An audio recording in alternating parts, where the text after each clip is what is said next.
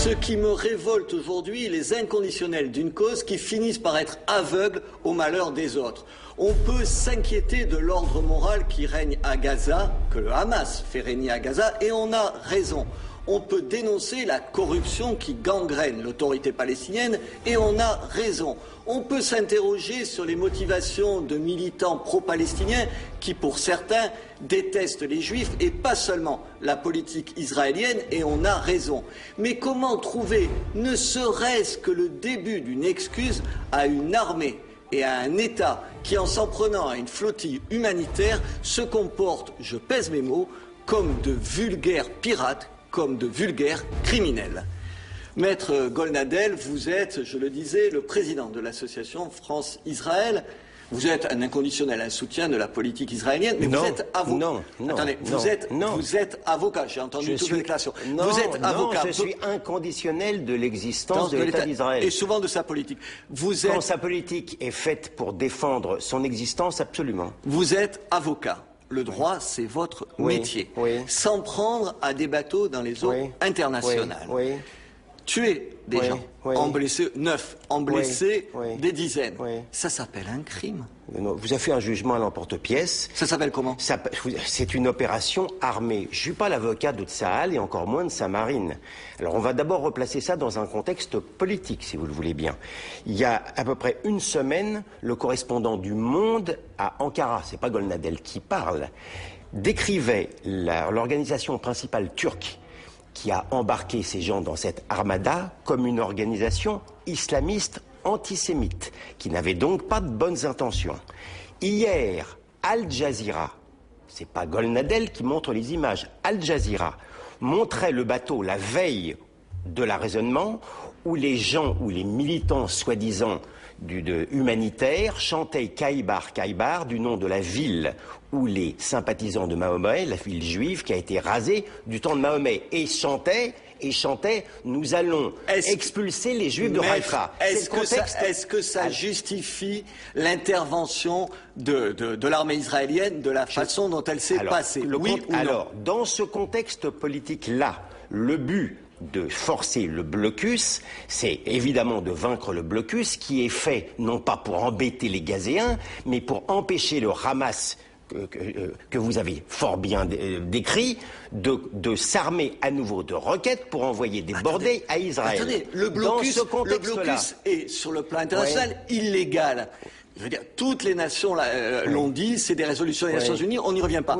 Est-ce que, je vous pose une question simple, est-ce que vous condamnez cette opération militaire? Alors, il est très possible que les marins israéliens aient justement pêché par naïveté. Je suis confondu, effectivement, de voir ces gens-là qui sont arrivés par grappe de 10, alors même que depuis le mois d'avril, on savait qu'à l'intérieur, il y avait des islamistes. Est-ce que vous regrettez cette opération? Mais évidemment que je la regrette. Est-ce que vous avez, comme le CRIF, vous êtes un des responsables du CRIF, je cite le CRIF déplorait profondément, on est sincèrement dans la compassion et la tristesse. C'est la position officielle du CRIF. Est-ce que vous partagez ça? Le CRIF n'a pas déploré l'opération.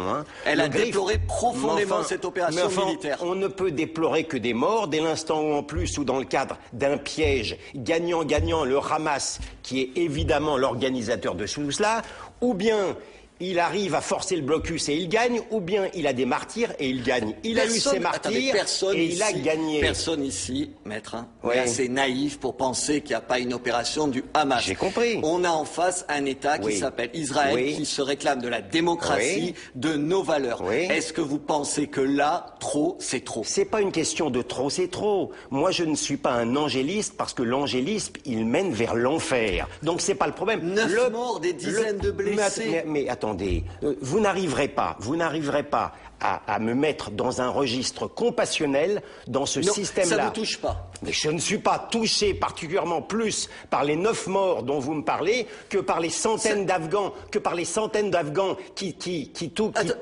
personne non mais vous êtes pas touché. Vous n'êtes pas ému. Vous pourrez me secouer comme un prunier, monsieur Ménard. Ça ne vous touche pas. Je ne me sens pas plus responsable de la mort de ces 9. Pas responsable. Est-ce que vous avez de la compassion pour ces gens-là? Je n'ai pas plus de compassion pour ces gens-là. Vous ne me forcerez pas à être dans ce registre compassionnel que pour les centaines d'Afghans. Est-ce que vous avez de la compassion pour les centaines d'Afghans qui prennent malheureusement des bombes sur la figure en raison des bombes américaines? Est-ce que vous vous considérez comme responsable de cela? Non, mais j'ai de la compassion. C'est pas la même chose, maître. Vous pouvez avoir de la compassion sans être responsable. Je vous demande pas si vous êtes responsable. Je vous demande si vous avez de la compassion. Je ne range pas, monsieur, pour être tout à fait franc, dans le même camp, des militants islamistes déterminés à forcer un blocus avec des malheureux. Est-ce que vous connaissez leur identité? Non mais je sais bien. Vous savez qui a été tué? Nous avons affaire à une provocation délibérée et vous n'avez pas en face de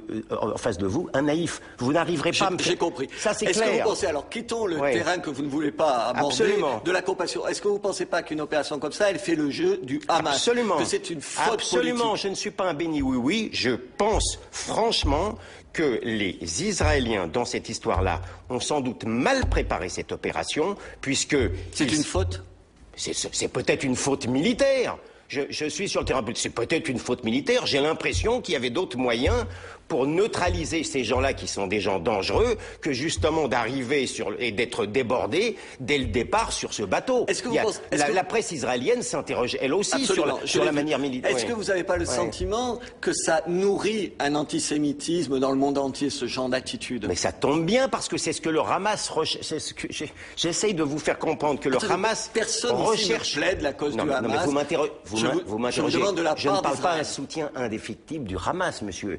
Je dis simplement que nous avons affaire avec le Hamas, avec des gens intelligents, comme dans l'affaire de Gaza. Ils envoient des roquettes. Ou bien Israël ne bouge pas et il perd, ou bien il bouge en employant la force, et compte tenu du système médiatique dans lequel nous vivons, il perd également. Donc le Hamas est très intelligent, mais si, en Occident, on était un peu moins naïf vis-à-vis des gens-là qui utilisent le compassionnel et l'émotion, raison pourquoi je ne veux pas tomber dans ce piège. Il y a deux points, permettez-moi de vous dire que quand on voit les images, on est quand même bouleversé. Le Hamas ne vous instrumentaliserait pas, et moi je ne crois pas être instrumentaliste. Je crains que oui. Sur les enquêtes, maintenant on parle d'une enquête. Est-ce que vous pensez que légitimement on devrait exiger d'Israël une enquête indépendante, c'est-à-dire qu'il ne soit pas le fait d'Israël? Mais pourquoi voulez-vous exiger d'Israël quelque chose qu'il va faire de lui-même? Vous avez bien voulu taxer ce pays de démocratique. L'enquête journalistique, elle est déjà de là-dedans. Et vous aurez bien entendu une enquête de l'armée qui ne fera pas de cadeau. Est-ce que vous croyez aux enquêtes de l'armée israélienne? Vous voulez que je vous cite 10 cas